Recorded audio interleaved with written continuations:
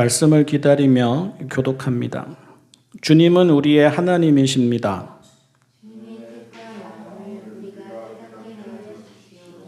하나님께서 오늘 우리에게 주시는 말씀은 누가복음 17장 11절에서 19절까지의 말씀입니다.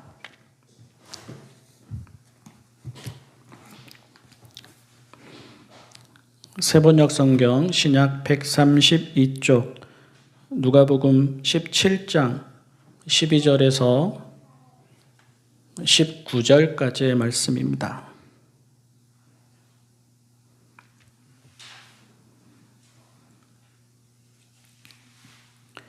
예수께서 예루살렘으로 가시는 길에 사마리아와 갈릴리 사이로 지나가시게 되었다.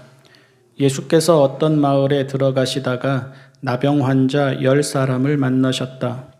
그들은 멀찍이 멈추어 서서 소리를 높여 말하였다. 예수 선생님, 우리를 불쌍히 여겨 주십시오. 예수께서는 보시고 그들에게 말씀하셨다. 가서 제사장들에게 너희 몸을 보여라. 그런데 그들이 가는 동안에 몸이 깨끗해졌다.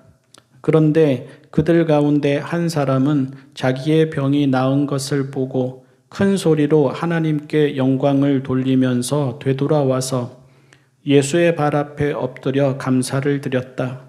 그런데 그는 사마리아 사람이었다. 그래서 예수께서 말씀하셨다. 10사람이 깨끗해지지 않았느냐? 그런데 9사람은 어디에 있느냐? 하나님께 영광을 돌리러 되돌아온 사람은 이 이방 사람 한 명밖에 없느냐? 그런 다음에 그에게 말씀하셨다. 일어나서 가거라. 내 믿음이 너를 구원하였다. 아멘. 가서 제사장들에게 보이라고 말씀하신 분은 예수님이십니다. 그 말씀 외에 다른 말씀을 덧붙이지 않으신 분도 예수님이십니다. 그러니 9사람은 예수님이 말씀하신 대로 가던 길을 갔을 뿐입니다. 가다가 되돌아온 한 사람이 특별하지 가던 길을 계속 간 사람들은 그냥 처음 들은 말씀대로 제사장에게 가라 하셨으니 계속 그 길을 갔을 뿐입니다. 가던 길에 병이 나은 것을 알았습니다. 하지만 그렇다고 해서 가던 길을 멈출 이유는 없습니다. 제사장들에게 가서 보이라고 하신 말씀이 이미 가다 보면 병이 나을 거라는 사실이 전제된 말씀입니다. 그들이 그 말씀대로 길을 떠난 것도 그렇게 되리라는 믿음과 소망이 있었기 때문입니다. 믿지 못했다면 애당초 길을 떠나지 않았을 것입니다. 길을 떠났다는 사실은 이미 믿었다는 말이고, 그러니 중간에 병이 나은 것을 확인했다고 해서 갑자기 놀라서 걸음을 멈추거나 갑자기 놀라서 돌이킬 이유는 없습니다. 문제는 그 다음입니다. 그렇게 해서 이 이야기가 마무리되었다면 불쌍한 나병 환자 10사람이 예수님을 만나서 병을 고친 감격적인 이야기로 끝났을 것입니다. 그런데 이 이야기가 갑자기 다른 이야기로 초점이 바뀌었습니다. 한편으로는 가던 길을 멈추고 예수님께로 돌아온 한 사람 때문입니다. 다른 한편으로는 이게 본질인데요. 그를 보시면서 예수님이 하시는 말씀 때문입니다. 예수님은 9사람은 어디에 있느냐고 하십니다. 하나님께 영광을 돌리러 되돌아온 사람이 이 이방 사람 한 사람뿐이냐고 하십니다. 그렇다면 예수님이 그들을 고쳐주시면서 내심 기대하신 바가 있었다는 말이 됩니다. 가서 제사장들에게 보이라고 하신 말도 글자 그대로의 의미가 전부가 아니라는 말이 됩니다. 나병 환자가 제사장에게 몸을 보이는 절차는 이제 병이 깨끗하게 나아 일상으로 복귀하게 된다는 뜻입니다. 다른 병이야 나으면 아무런 확인 절차 없이 일상으로 돌아가면 되지만 나병은 제사장이 확인한 다음 정상 판정을 내려야 일상으로 돌아갈 수 있습니다. 그러니 가서 제사장들에게 보이라고 하신 예수님의 말씀에 문자적인 의미와 1차적인 의미는 이제 그들도 정상적인 일상으로의 복귀가 가능하게 되었다는 뜻입니다. 그런데 바로 그래서입니다. 본문의 초점은 여기에서부터 시작됩니다. 그렇다면 일상으로 복귀한다는 말이 무엇을 의미하는가 하는 것입니다. 결과적으로 보면 예수님과 그들의 생각이 다른 것도 이 지점에서이고 10사람 중에 한 사람만이 다르게 행동한 것도 이 지점에서입니다. 여러분은 어떻게 생각하십니까? 일상으로 돌아간다는 것이 무슨 뜻입니까? 건강한 몸으로 생업에 종사하게 된다는 뜻입니까? 건강한 몸으로 사랑하는 가족에게로 돌아간다는 뜻입니까? 이제는 다 회복되어서 그동안 하지 못하던 일을 다시 할 수 있게 된다는 뜻입니까? 이제는 다 회복되어서 사회 구성원의 일원으로 받아들여지고 그렇게 해서 모든 일에 참여할 수 있게 된다는 뜻입니까? 국적을 회복한다거나 주민등록증을 새로 받는다거나 병원에서 완쾌 판정을 받는다는 것과 비슷한 뜻입니까?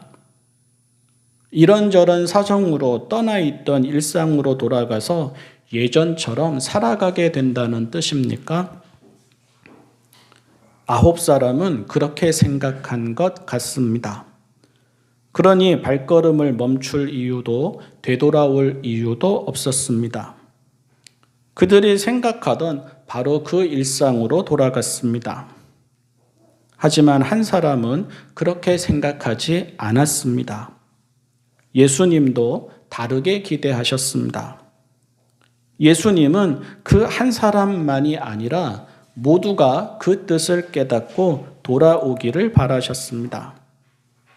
그러시기에 9사람은 어디에 있느냐고 물으시고 되돌아온 사람은 왜 한 사람뿐이냐고 물으십니다.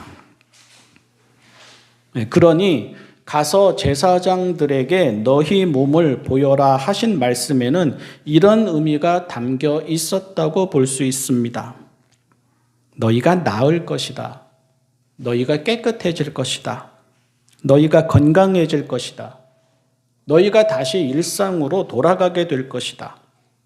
그런데 그렇게 되면 너희는 어디로 돌아가려느냐? 누구에게로 돌아가려느냐? 어떻게 살려느냐?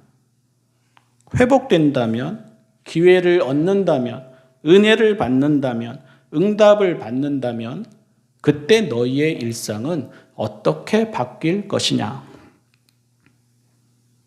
예수님은 일상의 회복이 하나님께 영광을 돌리는 삶에 있기를 바라십니다.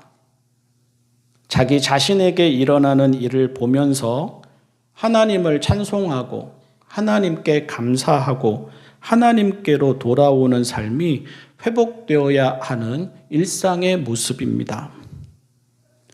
건강한 몸 그 자체가 회복이 아니고요. 상처와 아픔에서 나은 마음 그 자체가 회복이 아니고요. 사회로의 정상적인 복귀 그 자체가 회복이 아니고요. 먹고 마시고 일하고 어울리며 살아가던 자리로의 복귀 그 자체가 회복이 아닙니다. 그 결과가 나에게 일어난 일의 결과가 하나님을 중심에 두는 삶으로 이어지는 것이 바른 일상의 모습입니다. 그 결과가 나에게 일어난 일의 결과가 하나님을 하나님으로 모시고 높이는 삶으로 이어지는 것이 회복되어야 하는 일상의 모습입니다. 예수님은 그것을 믿음이라 하시고 구원이라 하십니다. 예수님의 능력을 기대하며 병을 고쳐달라며 은혜를 구하는 간절함도 분명 믿음입니다. 그런데 돌아온 한 사람에게 내 믿음이 너를 구원하였다 하실 때의 믿음은 그런 것이 아니라 하나님께 영광을 돌리러 돌아온 것을 가리킵니다. 나을 수 없는 병과 절망에서 회복되어서 사회로 돌아가는 것도 분명 구원입니다. 다시 새로운 생명을 선물 받은 것과 같습니다. 그런데 돌아온 한 사람에게 내 믿음이 너를 구원하였다 하실 때의 구원은 그런 것이 아니라 하나님께로 돌아와 그의 자리와 일상을 하나님께 두는 것을 가리킵니다. 그래서 병에서 나은 9사람이 아니라 되돌아온 한 사람만이 내 믿음이 너를 구원하였다 하는 말씀을 듣습니다. 아주 많은 종교인이 사실은 9사람처럼 살아갑니다. 하나님을 믿습니다. 하나님의 은혜를 믿습니다. 하나님의 능력을 믿습니다. 그리고 하나님이 이루시기를 기도하며 간절히 기도합니다. 하지만 대부분의 경우 그들의 관심은 그들 자신에서 멈춥니다. 하나님께 영광 돌리는 삶이 아니라 그들의 건강, 성공, 가족, 풍요, 안정 등이 그들에게는 은혜이고 그들에게는 회복된 일상의 모습입니다. 그러니 신앙생활을 하는 동안 이런저런 일이 이루어지는 형통한 삶은 있어도 내 믿음이 너를 구원하였다 하시는 말씀은 글자로나 보지 실제 생활에서는 맛보기도 어렵고 경험하기도 어렵습니다. 우리는 우리가 어디로 갈 것인지를 항상 되물어야 합니다. 우리의 일상은 시작도 하나님 앞이고 끝도 하나님 앞입니까? 우리의 일상은 과정에서도 하나님이 보이고 결과에서도 하나님이 보입니까? 이제 일상으로 돌아가라 할 때 우리는 하나님께로 나아갑니까? 이제 일상으로 돌아갑니다 할 때 우리는 하나님을 찬송하고 하나님께 영광 돌립니까? 이렇게도 되물을 수 있을 것 같습니다. 우리는 회복되면, 우리는 간절히 구하던 것을 얻게 되면, 우리는 우리를 열등감과 무력함과 죄책감과 두려움과 시기심과 욕심에 사로잡히게 하던 것에서 회복되면 그때 우리는 어디로 갈 것입니까? 우리가 건강을 회복하면, 우리가 사업에 성공하면, 우리가 우리를 힘들게 하던 상황에서 벗어나면 그때 우리는 어디로 갈 것입니까? 회복된 일상이라는 말이 하나님과의 깊은 관계를 의미합니까? 회복된 일상이라는 말이 예전의 일상이 아니라 거듭난 일상이고 영적인 일상을 의미합니까? 가던 발걸음을 멈추고 이제는 돌아와서 하나님께 쓰임받는 삶이 되고자 합니까? 이제는 이런 경험도 드물고요. 이런 소리도 드뭅니다. 전에는 너무 자주 들어서 식상했고 심지어 너무 자주 들어서 거부감도 들거나 은근히 그렇게 조장하는 것 같아서 싫기도 하였습니다.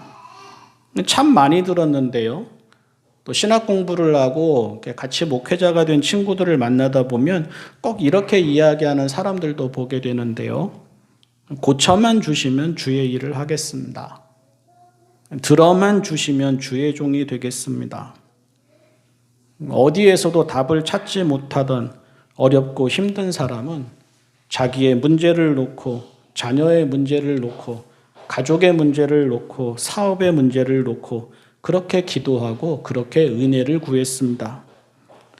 그리고 그렇게 해서 은혜를 받으면 전과는 아예 다른 삶을 일상으로 선택했습니다. 늦은 나이에 목회자가 되거나 선교사가 되기도 하고, 전에는 어쩔 수 없이 하던 섬기고 봉사하는 일에 전념하기도 하고, 우선순위와 가치를 새롭게 정리하고 아예 다른 사람인 듯 살아가기도 하였습니다. 하나님을 알고 보니 일상도 바뀝니다. 은혜를 받고 보니 돌아갈 자리도 바뀝니다. 하나님께 영광을 돌리고자 하니 일하는 목적과 의미도 바뀝니다. 과거로 돌아가지 않고 하나님께로 돌아갑니다. 지난 삶으로 복귀하지 않고 하나님 앞으로 복귀합니다. 사랑하는 성도 여러분, 하나님은 언제나 우리를 측은히 여기십니다. 하나님은 언제나 우리의 필요를 아십니다. 그래서 회복시키시고 채우십니다. 10사람 중에서 그 깊은 마음속을 다 들여다본 다음, 그리고 그 다음의 행동까지 예측한 다음 돌아올 한 사람만 미리 고르셔서 고쳐주지 않으십니다. 사람의 자격과 조건을 하나하나 꼼꼼히 심사하신 후에 신앙인으로서 제자로서 살아갈 만한 사람만 부르시거나 그런 사람에게만 은혜를 베풀지 않으십니다. 측은히 여기시는 하나님은 모두 고쳐주시고, 측은히 여기시는 하나님은 모두의 기도를 들어주십니다. 하지만 그렇게 하시는 뜻은 잘 먹고 잘 마시며 살아가라는 뜻이 아닙니다. 하나님을 모시고 하나님을 높이며 살아가라는 뜻입니다. 일상으로의 회복은 세상을 향한 발걸음이 아니라 하나님께로 돌아가는 발걸음에 있습니다. 일상으로의 회복은 우리의 몸을 하나님이 기뻐하시는 거룩한 산 제물로 드리는 일에 있습니다. 일상으로의 회복은 우리가 먹든지 마시든지 무엇을 하든지 하나님과 이웃에게 유익이 되는 데에 있습니다. 일상으로의 회복은 우리의 형편이 회복되는 데에서 그치지 않고 우리와 하나님과의 관계, 우리와 생명과의 관계 등이 회복되는 데에 있습니다. 돌이켜보면 애당초 우리 사람의 자리가 하나님 앞입니다. 돌이켜보면 본디 우리 사람이 해야 하는 모든 일이 하나님께 영광을 돌리는 일입니다. 기도하겠습니다. 사랑의 하나님, 은혜를 베풀어 주십시오. 저희를 아시니 저희의 필요를 채워주십시오. 저희를 측은히 여기셔서 저희를 온갖 시험과 시련에서 구원하여 주십시오. 저희의 몸과 마음을 회복시켜 주시고 저희의 상황과 형편을 회복시켜 주시고 저희의 가정과 생활을 회복시켜 주십시오. 그리고 그럴 때마다 저희가 하나님께로 돌아가게 하여 주십시오. 저희의 일상의 중심이 하나님이시고 저희의 일상의 모든 일이 하나님께 영광을 돌리는 일이게 하여 주십시오. 그것이 참으로 회복되어야 하는 저희의 일상이게 하여 주십시오. 우리 주님 예수님의 이름으로 기도합니다. 아멘.